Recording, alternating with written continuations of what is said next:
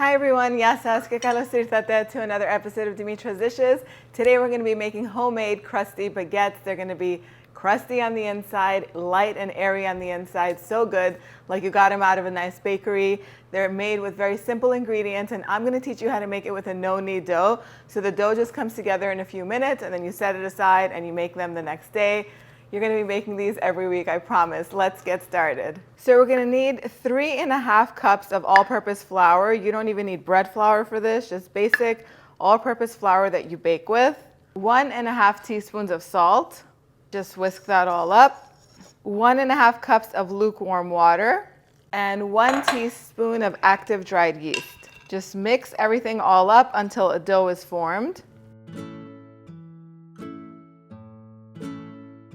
And if it starts to get difficult to mix with a spatula, then you can just go in with your hands and just knead it just for a few minutes, basically just so that way all of the flour is absorbed and all of the dough is basically formed. I like to keep some water nearby just in case it absorbs all of the flour and it's still kind of dry. This is supposed to be a really wet dough. You're just going to cover the dough with some plastic wrap and you're going to set it aside just to slowly rise for about 12 hours. Once it's doubled in volume, it's ready. You leave this at room temperature. You don't have to put it in the fridge. So I like to do this the night before and then make the bread in the morning or in the afternoon. I'll show you what it looks like as soon as it's done. So now it's time to form the dough. So just lightly flour your work surface and just dump all of the dough out over the flour and roll it a few times so that way it's a little bit easier to work with. Like I said, it's a sticky dough. Don't be afraid of it. It's what's going to create a really nice and light bread on the inside. So cut it into 3 equal portions. If you want to take out a kitchen scale, be my guest. I'm not doing that. This is a nice rustic homemade bread. It does not have to be perfect. Anyway, cut it into 3 equal pieces and roll each piece out into an about 14-inch long rope. And I have a baguette pan here that I really like. I tried a few from Amazon. I tried a really expensive ceramic one with a lid and my bread stuck to it and it was just a big mess. And then I bought this one, which is about $20. I highly recommend that you get it. I usually don't recommend extra gadgets and stuff, but if you want to have a nicely shaped baguette, it's important. And once you start making it at home, I feel like you're going to be making it more often just because it's so easy to make. It's nice to have one of these pans. If you don't have it, it's fine. You can just use a baking pan that's lined with parchment paper. It's just not going to be as pretty. So you're just going to roll them into ropes. And then because this baguette pan has some holes inside, I would normally, if you're doing it on a baking pan, just sprinkle some semolina flour over the parchment paper on the baking pan. But in this case, I'm going to sprinkle one side of the ropes with the semolina flour, and then I'm going to flip them over and let that be the bottom of the bread, and I'm going to put them on the baguette pan. Then go ahead and cover them loosely with a clean kitchen towel.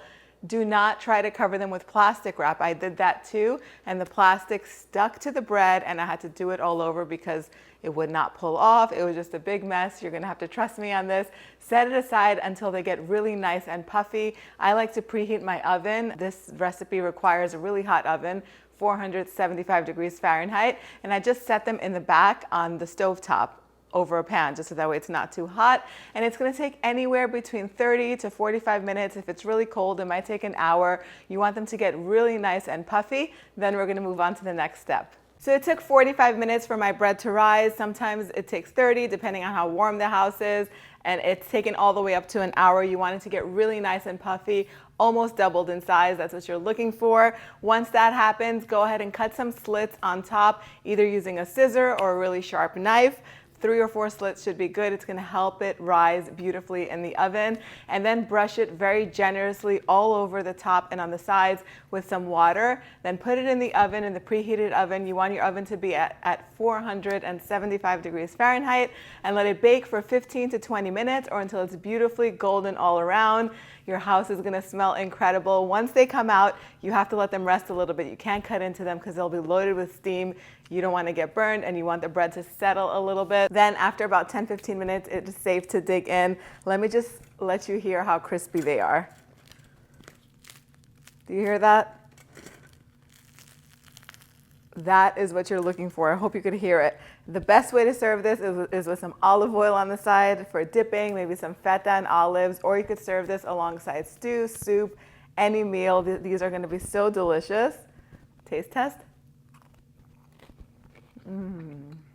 Nothing better than homemade bread dipped in olive oil. It takes me back to Greece. So good. This actually tastes better than many bakery breads that I've gotten. They're fresh, it's light on the inside, so airy and bubbly because it rose slowly overnight. Try not to skip that step. Make sure that it rises. All you have to do is take 5 minutes to mix the dough, and then you leave it at room temperature and you forget about it. I would definitely make an extra batch of this. Then you can take the dough, if you make extra dough and you don't want to bake it all at once. Once it rises, you could just cover it tightly in plastic wrap and refrigerate it for up to 4 or 5 days. The longer it sits in the refrigerator, the tangier it's going to get. It's going to almost get like a sourdough type flavor, and every day it's going to be lighter and lighter. It's going to have more and more air bubbles in it. I hope you guys give this recipe a try. To print this out, head on over to the website, dimitrasdishes.com. If you want to learn how to make a cheese-filled bread, click over here and I'll see you right over there. Yes, us.